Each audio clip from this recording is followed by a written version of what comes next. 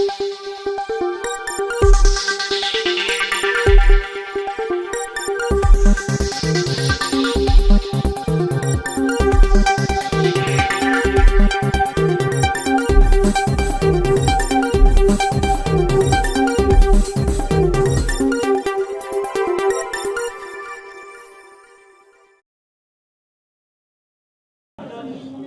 करूं? सबको मेरा प्रणाम। और हम बचपन में थे तब रांची आए थे, बहुत दिनों बाद आए। बहुत सुंदर प्रकृति के गोद में ये बसा शहर, बड़ा अच्छा लगा। आप लोग कुछ आवाज़ इसकी लग रहा है। हेलो हेलो, माइक नहीं, अब माइक काम नहीं कर रहा है। ऑन है लेकिन नहीं ऑन है लेकिन माइक काम नहीं कर रहा। अच्छा, इनके लिए। अच्छा, तो चलिए हम तेज बोल दे रहे हैं। माइक को म्यूट कर दिया गया है क्या? नहीं वो ठीक है, वो तो चल रहा है चल पूरे रहा देश है में। ये जैसा आप सब लोगों को पता है, इस देश में लोकतांत्रिक मूल्यों पे प्रहार हो रहा है। लोकतंत्र का गला घोंटा जा रहा है और कांग्रेस पार्टी नहीं, समूचा विपक्ष, समूचा देश इस बात को कह भी रहा है और वो दिख भी रहा है। जब से आदरणीय मोदी जी दिल्ली की सत्ता में आए हैं, वो लोकतंत्र को रोजाना किसी न किसी प्रकार से क्षति पहुंचा रहे हैं, क्योंकि लोकतंत्र संवाद से मजबूत होता है, प्रश्नों से मजबूत होता है, विचारों से आदान प्रदान से मजबूत होता है। और यही लोकतंत्र है, एक पक्ष एक विपक्ष। तो अगर आप प्रश्न कर दे रहे हैं सरकार से, सत्ता से, तो वो सरकार को गंवारा नहीं हो रहा है। और जो भी प्रश्न कर रहा है, चाहे वो कांग्रेस पार्टी हो, चाहे कोई और पॉलिटिकल पार्टी हो, चाहे मीडिया के लोग हों, चाहे सामाजिक संगठनों से जुड़े हुए लोग हों, चाहे नौजवान हो या किसान हो, जो भी प्रश्न कर दे रहा है, इस सरकार से असहमति व्यक्त कर दे रहा है, इस सरकार से असंबद्ध हो जा रहा है, इस सरकार के नीतियों के विरुद्ध हो जा रहा है और सवाल कर दे रहा है या विपक्ष में खड़ा हो जा रहा है, तो उसकी बात सुनने के बजाय उसे तुरंत, आप देखें पिछले कई वर्षों का, तुरंत उसे कहा जाता है कि ये पाकिस्तानी है, ये खालिस्तानी है, ये चीनी है, ये नक्सल है, तमाम ये गद्दार है, ये राष्ट्र विरोधी है। चाहे नौजवानों की बात हो, चाहे दिल्ली में किसानों ने जितने दिनों तक धरना दिए थे, देखिए कई मिनिस्टरों ने उन किसानों को क्या क्या कह के नहीं नवाजा। तो ये लोकतंत्र में जो असहमत है, उसे आप इस तरह के आरोप लगा करके लोकतंत्र की मूल जड़ को कमज़ोर कर रहे हैं। और अब तो आदरणीय मोदी जी और उनकी सरकार ने तो अति कर दी है, इंतहा कर दी है। जब ये सरकार बनी थी दिल्ली में मोदी साहब की, आप सब लोगों को स्मरण होगा, कुछ ही दिनों बाद आदरणीय अडवाणी जी ने कहा था कि तो इमरजेंसी से भी बदतर स्थिति होगी, कुछ इसी टाइप का बयान था उनका। आप लोकतंत्र को तो कुचल ही रहे हैं, भ्रष्टाचार को, इस देश की संपदा को लूट रहे हैं और लूटने वाले को संरक्षण दे रहे हैं। बड़े स्पेसिफिक तरीके से हिंदुस्तान में तमाम लोगों ने, देश के बाहर तमाम लोगों ने विद प्रूफ, जो सरकारी एविडेंस के डॉक्यूमेंट होते हैं उसके साक्ष्यों के साथ, और राहुल जी ने सदन के बाहर और सदन के अंदर एकदम स्पष्ट प्रश्न उठाए, सवाल किए, भारी भ्रष्टाचार और भारी अनियमितता को लेकर के, कि किस तरह से केंद्र की सरकार अपने एक मित्र के लिए सारे नियमों कानूनों को परिवर्तित करके, उसे धता बता करके देश की संपदा, धन संपत्ति उसके हवाले कर रही है। नियमों को बदल दे रही है। किस तरह से दुनिया भर से कहाँ कहाँ से किस रूट से पैसे आ रहे हैं, और जिस चुनी हुई सरकार का यह धर्म और कर्तव्य बनता है कि इस तरह के जो भी ऑथेंटिक जानकारियाँ पब्लिक डोमेन में आ रही हैं या किसी फोरम पे उठाया जा रहा है या कहीं से भी जानकारी सरकार तक पहुंच रही है, उसकी जांच कराना इस सरकार का संवैधानिक और नैतिक जिम्मेदारी होती है। लेकिन वो जांच न करा करके ये सरकार उस चोर की जांच न करा करके उस चोर की चौकीदारी कर रही है। गजब विडंबना है। सरकार ही जो इस देश की धन संपदा चुरा रहा है, उस चोर की चौकीदारी कर रही है। राहुल जी बात सदन में उठाते हैं, उनके माइक को म्यूट कर दिया जाता है।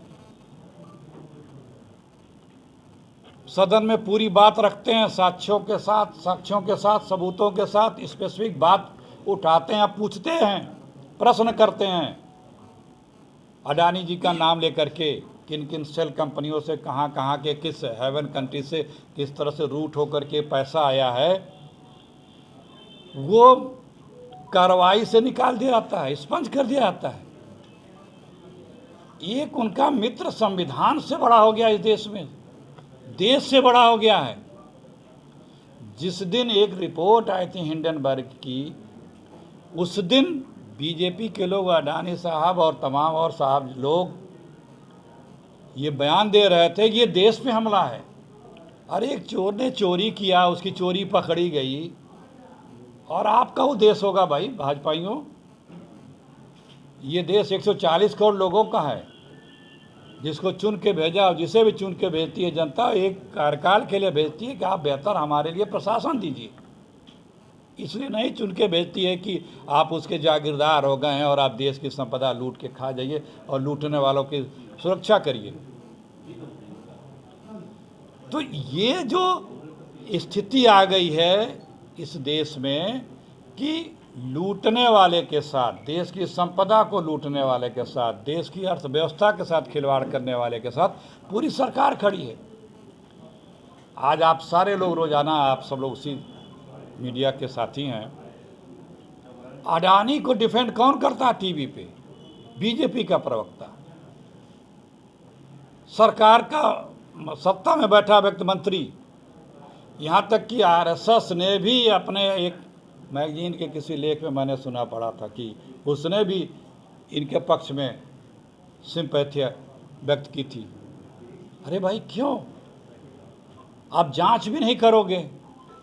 जो व्यक्ति 4 साल 5 साल पहले दुनिया के 630 नंबर पे था, वो अचानक दूसरे नंबर पे हो जा रहा है। सदन का माइक म्यूट कर दोगे, सदन को म्यूट कर देंगे, सवाल पूछोगे तो म्यूट बन के बैठे रहोगे, जवाब नहीं दोगे। सदन किस लिए है? और नहीं तो राहुल जी की सदस्यता समाप्त हो गई कि सदन में सवाल न करने पाए।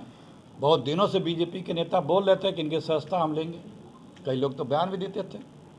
लेकिन आप राहुल गांधी की या कांग्रेस की सदन में आवाज़ रोक सकते हैं, सड़क पे आवाज़ नहीं रोक सकते आप। राहुल जी इस देश के 140 करोड़ लोगों की आवाज़ हैं। राहुल जी इस देश के लोगों की उम्मीद हैं। वो जो भी बात उठा रहे हैं वो इस देश के लिए उठा रहे हैं। इस देश के लोगों की जो भावना है उसके लिए उठा रहे हैं। इस देश के लोगों की ही संपदा जो इस देश में है, उसको कोई अगर लूट रहा है, चोरी कर रहा है, उसके लिए नियमों को बदला जा रहा है। सरकार उसके सरेंडर बहादुर सरकार हो गई है, तो राहुल गांधी उसकी आवाज़ उठा रहे हैं, जन जन की आवाज़ उठा रहे हैं। और उस आवाज़ को आप सोचते हैं कि दबा देंगे। ये वो कांग्रेस है। ईस्ट इंडिया कंपनी को भी यही गफलत थी। कांग्रेस ने उनके बकिंगहम पैलेस चौखट पे उस ईस्ट इंडिया कंपनी को पहुंचा दिया। और आज की जो ईस्ट इंडिया कंपनी पार्ट 2 जो बैठी है दिल्ली में, इनको अडानी के चौखट पे एक कांग्रेस पहुंचा देगी। आप सब कुछ लूटेंगे, सब कुछ आप इस संपदा लूटने वाले की आप रक्षा भी करेंगे, तो क्या ये देश के लोग देख नहीं रहे हैं? क्या कोई बर्दाश्त करेगा? कोई पत्रकार अगर कोई स्टोरी कर दे तो उसके ऊपर 1 मिनट में FIR हो जाती है। कोई नेता अगर कुछ कह दे तो उसके ऊपर FIR होती है। कोई आवाज़ उठा रहा है तो जितनी जांच एजेंसियां हैं उसके पीछे पड़ जाती हैं। कोई सामाजिक कार्यकर्ता कोई अगर देश हित की बात उठा रहा है तो उसको किस तरह से दबाया जाता है। पिछले 6 वर्षों में रिपोर्टें आ गई हैं, सार्वजनिक हैं। जितनी जांच एजेंसियां हैं उन लोगों ने 95% से ज़्यादा सिर्फ विपक्ष के उन लोगों के ऊपर कार्रवाइयाँ की हैं, प्रताड़ित करने का काम किया है, जो इस सरकार से असहमत होकर के जिन्होंने जनहित के मुद्दे उठाए, बात उठाई, जनता की आवाज़ उठाई, उसके ऊपर ये एजेंसियां लगा देते हैं। यही कारण है कि आज बीजेपी के पास कोई साथी नहीं है। इनके साथी सिर्फ आप ये जांच एजेंसियां बनी हैं। राहुल जी ने सदन में 20,000 करोड़ का बड़े स्पष्ट तरीके से सवाल उठाया कि 20,000 करोड़ रुपए जो आए हैं इस पर सरकार जवाब दे। खामोश, कोई बोले नहीं। इसके पहले सदन में राहुल जी ने बड़े स्पष्ट शब्दों में सवाल किया था आदरणीय मोदी जी से कि आप जब विदेश जाते हैं तो साथ में कितने बार अडानी जी गए, आपके पहुंचने के बाद कितने बार गए, आपके वापस आने के बाद कितने बार पहुंचे, और उस देश से कौन कौन से इनको बड़ा कॉन्ट्रैक्ट मिला। पहली बार है सदन में इतना स्पष्ट आरोप किसी वित्तीय अनियमितता का, भ्रष्टाचार का और पक्षपात का किसी प्रधानमंत्री पे लगा। अब वो आदरणीय प्रधानमंत्री जी ने न खंडन किया न जवाब दिया। मतलब अजीब सी स्थिति है। आरोप लग रहा है, वो न खंडन कर रहे हैं न जवाब कर रहे हैं। राहुल जी के प्रश्न जो उठाए गए हैं, राहुल जी ने जो उठाए हैं, उस प्रश्नों का कोई जवाब अभी तक नहीं आया सरकार की तरफ से। ये लाख बोलते रहें, लाख कुछ करते रहें, चुप रहें, खामोश रहें, लेकिन इनकी रोज़ की हरकतें ये बता रही हैं कि किस तरह से रोज़ाना लोकतंत्र की हत्या की जा रही है। 2 दिन पहले, 3 दिन पहले दिल्ली में राजघाट पे सत्याग्रह था दिन भर का। हम लोग सुबह पहुँचे तो वहाँ पुलिस ने गेट बंद कर दिया, कह रही है धारा 144 लग गया अभी। मतलब जो पूरा देश कह रहा, राहुल जी कह रहे हैं कि किस तरह से विपक्ष की या लोकतंत्र की आवाज़ दबाई जा रही है, वो रोज़ाना यह केंद्र की सरकार, मोदी जी की सरकार, प्रदेशों में बीजेपी की सरकार इस बात को साबित भी कर रही है। राजघाट पर लगा दिया, इसी को तो बोलते हैं लोकतंत्र की हत्या। कल मशाल जुलूस था दिल्ली में लाल किले से, वहाँ जब हम लोग पहुँचे तो आप सब लोग अरेस्ट हैं, एक एक करके सबको बस नहीं, यहाँ पे भी 144 लगा दिया गया। देखिए, संसद से निकल करके, आप देखे होंगे 1 हफ्ता पहले संसद से निकल करके ईडी ऑफिस जा रहे थे सारे विपक्षी दल के लोग, और विजय चौक तक नहीं जाने दिए हैं। लाउड स्पीकर लगा के बोल रहे हैं कि यहाँ 144 लग गया। तो जब इस देश के इतने बड़े विपक्ष भी अपनी आवाज़ नहीं उठा सकता है, उसको कानून के या पुलिस के बल पे धमकाया धौंसियाया जा रहा है, उसकी आवाज़ को दबाई जा रही है, तो आप अंदाज़ा लगा सकते हैं कि सामान्य लोगों के साथ कितनी बर्बरता और कितनी जुर्म ज्यादती होती होगी। और ये अपने आप में स्पष्ट है, साबित है कि इस लोकतंत्र में, इस भारत में यहाँ का लोकतंत्र कराह रहा है, उसका गला घोंटा जा रहा है। ये जो भी बात राहुल जी के हैं, जो उन्होंने अडानी जी के भ्रष्टाचार और उनकी लूट और उनके सरकार के द्वारा बदले गए कानून से जो लाभ उनको प्राप्त किया गया, एयरपोर्ट उनको सौंपे जा रहे हैं। उन्हीं के वित्त मंत्रालय, नीति आयोग आपत्ति कर रहा है कि ये नियम नहीं है, ये सारे इनको एक को नहीं दिया सकते हैं, नियम बदल दिया जा रहा है। तमाम चीज़ों को, बिजली की, कोल की तमाम चीज़ों के नियमावली में बदल दिए जा रहे हैं। पैसे कहाँ से आ रहे हैं कोई जवाब नहीं दे रहा है। इस सारी बातों को लेकर के जनता में आक्रोश भी है।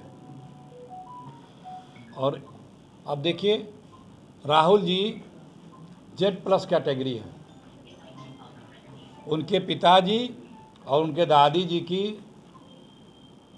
हत्या हो चुकी है इस देश में। उनके ऊपर जान माल का कितना खतरा है। मिनट भर में सदस्यता ले लेते हैं आप और घंटे भर में आप मकान खाली के नोटिस पकड़ा देते हैं। आप देखिए वैमनस्य किस स्तर पे है। राजनीति में ये सब, वो भी सत्ता में बैठे लोगों के लिए ये सब अच्छे नहीं हैं। कितने लोग ऐसे हैं जो अभी एमपी नहीं हैं लेकिन सरकार के कृपा पात्र हैं, उनके पास सरकारी बंगले हैं। राहुल जी ने तुरंत चिट्ठी लिख करके संसदीय सचिवालय को कहा कि हम आपका स्वागत करेंगे, नियमों का पालन करते हुए विदिन तय सीमा में हम खाली कर देंगे। लेकिन एक मानवता भी होती है। हम कांग्रेस पार्टी अपनी आवाज़ कभी नहीं उठाती है।